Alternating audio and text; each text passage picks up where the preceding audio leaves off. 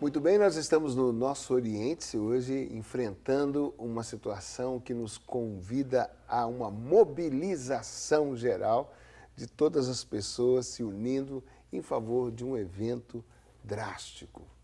Existem vários eventos assim na humanidade, mas existem os particulares, como um câncer na família. E é muito importante o que acontece e muito importante como nós vamos reagir, a nossa resposta diante de um fato tão desafiador. Nós vamos para um VT que conta um pouco dessa história. Foi pela fé que Abraão respondeu ao chamado, obedeceu e ofereceu seu único filho Isaque em sacrifício. Assim como Abraão, muitas pessoas passam por momentos de provações, como essa família que perdeu o filho no ano de 2012, vítima de câncer. Como ele começou com dores muito fortes, fizemos os exames. O médico de Dourados falou: ele tem uma massa muito grande no abdômen. Isso é câncer. Pedro foi diagnosticado com neuroblastoma, estágio 4, em janeiro de 2009, quando ele tinha apenas 5 anos e meio de idade. Foi aí que todos os planos da família mudaram. De malas prontas para uma viagem para a praia, Pedro veio direto para o Hospital do Câncer em Campinas. Nós vamos curar isso para depois ir para a praia. Só que isso nunca passava na cabeça dele, né? Quando que nós vamos? Nesses dias de luta, Deus nunca os abandonou. Aqui não adiantava eu ter casa boa, carro bom, joias, nada, gado. Para que me servia tudo aquilo? Deus nos preparou muito bem para isso. A gente sempre abria a janela do quarto, a hora que levantava e falava assim, até hoje a gente faz isso: bom dia, Espírito Santo de Deus, o que vamos fazer juntos hoje? E a nossa oração, o Pai Nosso, Ave Maria, o Santo Anjo e várias outras, pedindo força, pedindo coragem. Eu nunca questionei Deus. E nunca Por cobrou. quê? Por que com meu filho? Por que o Pedro? Não. Você via quantas crianças lá. Não era só o Pedro. Dá o melhor para o Pedro e seja feita a sua vontade. Ensinaram Pedro a ter fé. Quando você tiver medo, você chama Jesus, Ele vai estar com você. A mãezinha do céu vai estar com você e o seu anjinho da guarda. Filho, você não precisa ter medo. Os pais entregaram a vida de Pedro nas mãos de Deus e confiaram que o melhor iria acontecer. Ele falou: mãe, se isso for tudo que eu tiver que passar, eu prefiro morrer. E começou a chorar, e eu comecei a chorar. E eu pude entender e aceitar a morte ali. Chegou num ponto no hospital que os médicos já falaram: acabou, agora é só controlar a dor. E no momento que o Pedro faleceu, o que eu sentia dentro do meu coração era assim: é festa no céu, é festa aqui. Eu falava: meu Deus, é festa no céu, é festa aqui. Tá bom, se o senhor é assim que o senhor quis, vai ser assim, o senhor vai me dar força. Deus não poupou seu único filho Jesus e morreu na cruz para a salvação da humanidade. Maria, mãe de Jesus, sofreu, mas teve fé. Ela foi e é um exemplo para a Vânia. Se Nossa Senhora sofreu tudo que ela sofreu e suportou em pé, nenhuma vez ela desistiu, ela não pensou em desistir, né? Eu também não vou pensar, porque ela é meu exemplo. O conforto que a gente tem é Deus, é saber que Ele está bem. Nos conforta muito, nos consola sabermos que Deus nos dá a graça de termos a vida eterna. Então essa vida aqui é uma preparação para a gente ir para a vida eterna. E o Pedro está lá nos esperando, intercedendo por nós. O que me consola pelo menos é que um dia eu vou poder encontrar meu irmão, entendeu?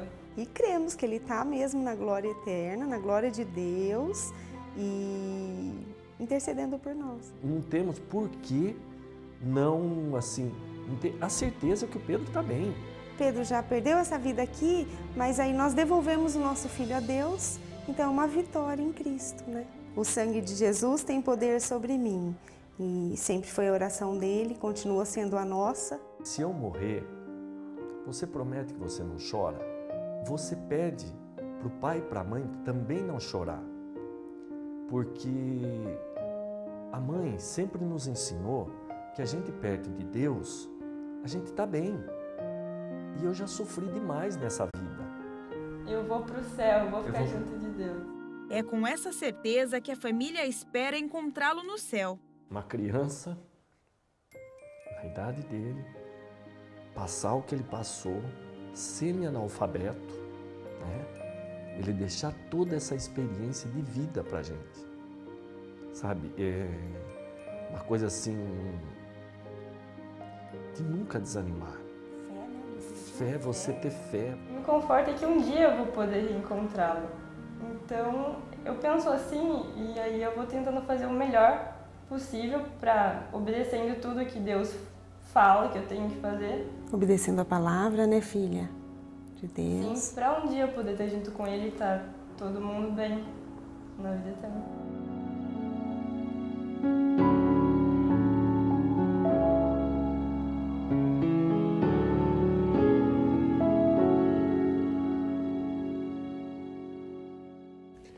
Bom, a minha palavra é: as palavras comovem, mas os exemplos arrastam, né?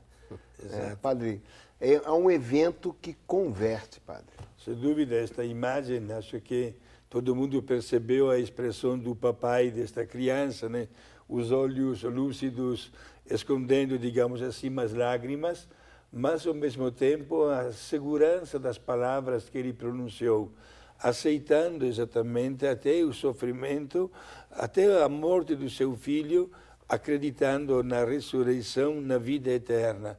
Ora, gente, se não tivesse a fé, este homem seria a pessoa cheia de desespero. Revoltada.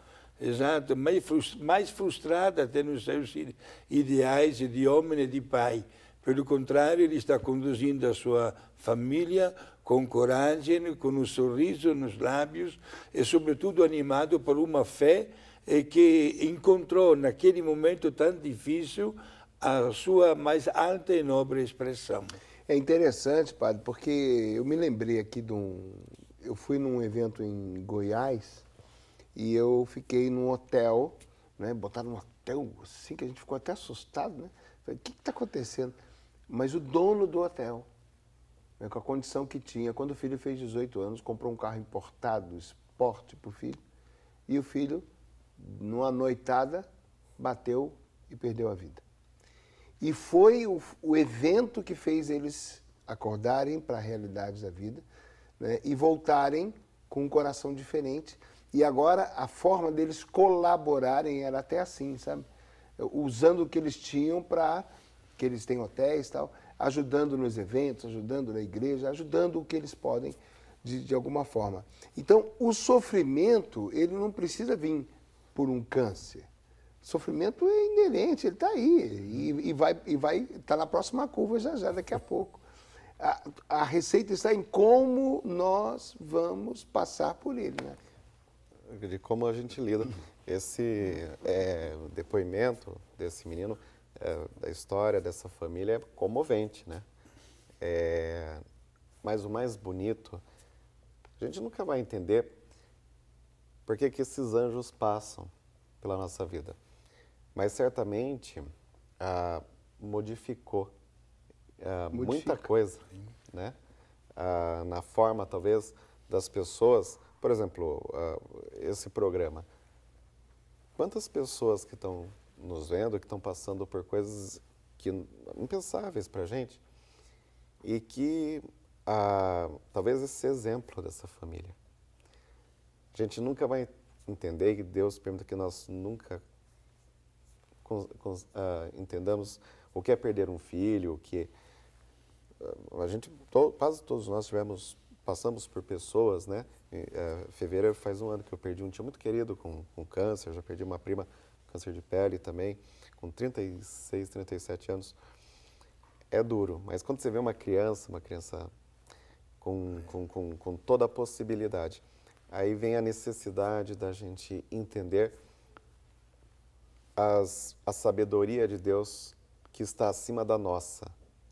E isso requer a influência de pequenos anjos, como esse menino, uma família que também deu suporte, se preparou, e, sobretudo, uma família disposta a abrir o coração para entender o que a vida lhes quis comunicar.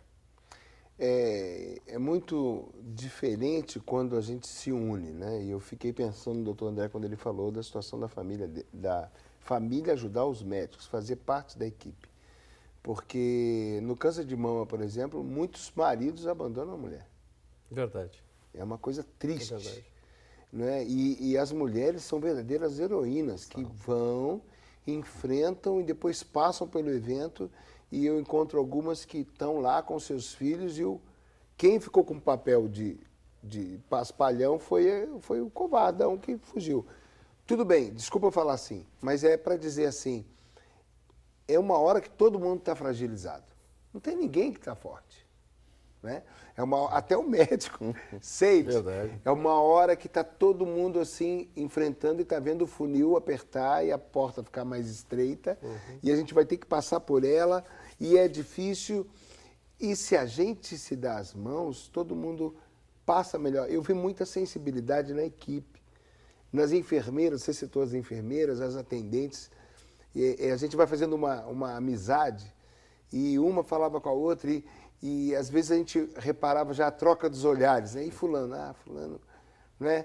Já sabendo que a situação estava piorando e a gente vê que todo mundo ali está sensibilizado. E nessa hora, doutor, o maior remédio é a gente estar de mãos dadas ali, vamos embora, vamos junto, né? Porque, principalmente vocês que estão na cabeça da equipe, a bomba vem na sua cabeça. E ali, se eles tivessem alguma revolta, também eles manifestariam, né? Porque o hospital, porque a gente se vê nas reportagens, né? Porque o médico... É a busca do culpado, né? É, a busca do culpado. E eles não buscaram o culpado. Isso é um problema muito sério. Veja, é perfeitamente compreensível que as pessoas, puxa, mas isso é culpa do fulano. Eu não sei, isso é até cultural para nós. Eu acho que o mundo sofre dessa busca pelo culpado em vez de buscar pelas soluções, mas...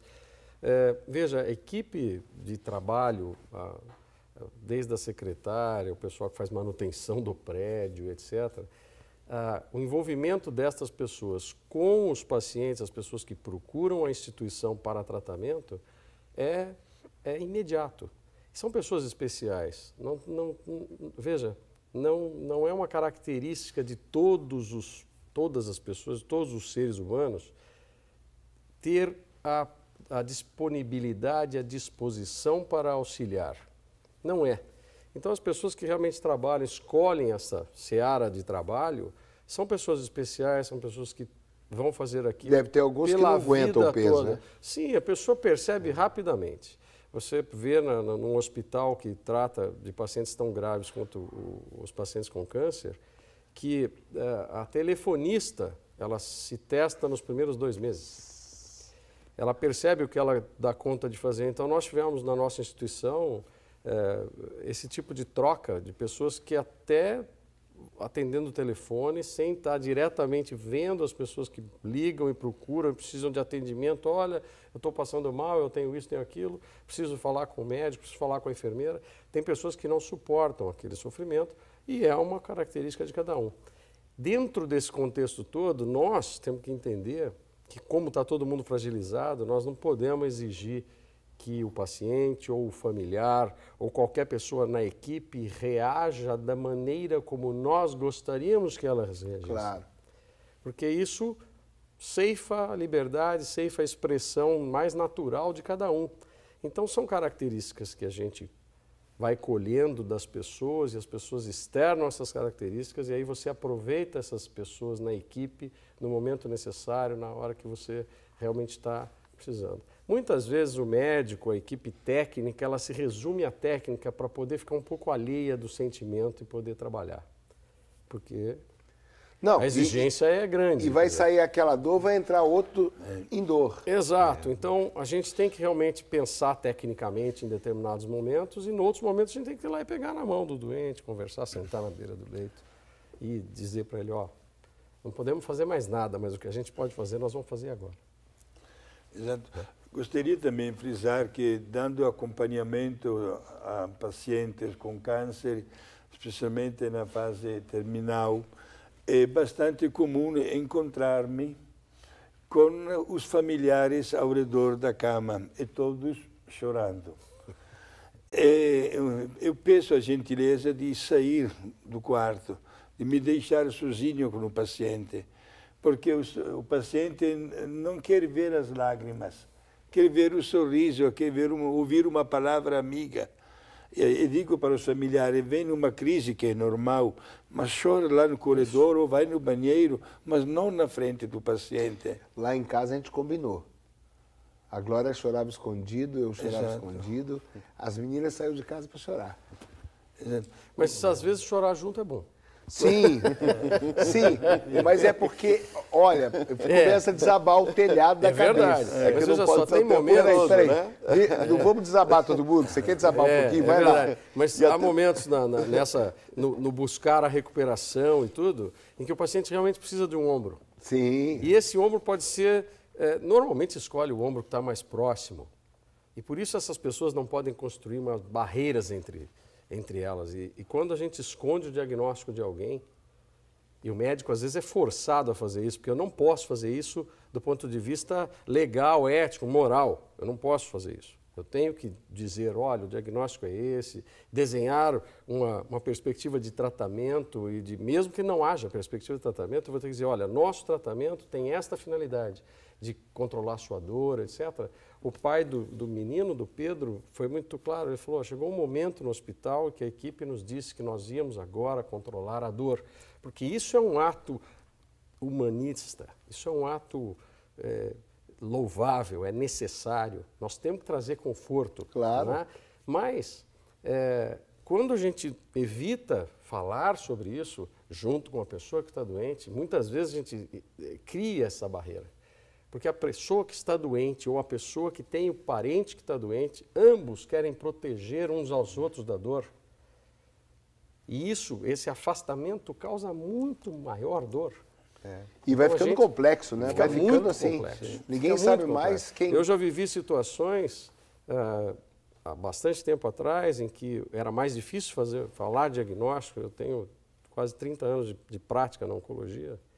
E era mais difícil falar o diagnóstico porque o preconceito era muito maior. Hoje a gente fala câncer, como estamos falando aqui no programa, e isso quebra barreiras, vai derrubar esses paradigmas ruins, os preconceitos. Mas naquele momento, a gente percebia ao final em que a pessoa, o paciente, que era, vamos dizer, o protagonista daquele cenário, precisava de apoio, ele buscava o apoio e não encontrava porque as pessoas estavam longe, todas distantes, as pessoas... Quer dizer, essa situação a gente precisa tentar derrubar, porque tudo isso tem que concorrer para o benefício do indivíduo. Não é o remédio, ou isso, ou a oração, tudo isso tem que concorrer para o benefício do indivíduo. Então, a nutrição tem que ser adequada, o controle da dor tem que ser adequado, os exames têm que ser solicitados no momento adequado. Nós hoje sofremos pressão porque a internet é uma maravilha, mas é um problema também. Então chega um paciente com um pacote de papéis que ele já leu, perguntou ao doutor Google, e o doutor Google respondeu, não, tem que fazer um exame tal, o exame tal, o exame tal. Ele fala, doutor, eu não preciso fazer esse exame. Aí você vira e fala assim, olha, com que intenção nós vamos fazer esse exame? Porque um exame expõe a pessoa a um risco. Qualquer que seja o exame, o simples tirar o sangue da veia de um paciente expõe a pessoa a um risco. Risco de saúde, risco dele se contaminar, risco dele ter um problema na área da punção desnecessariamente. Então, todas essas coisas têm que ter uma finalidade.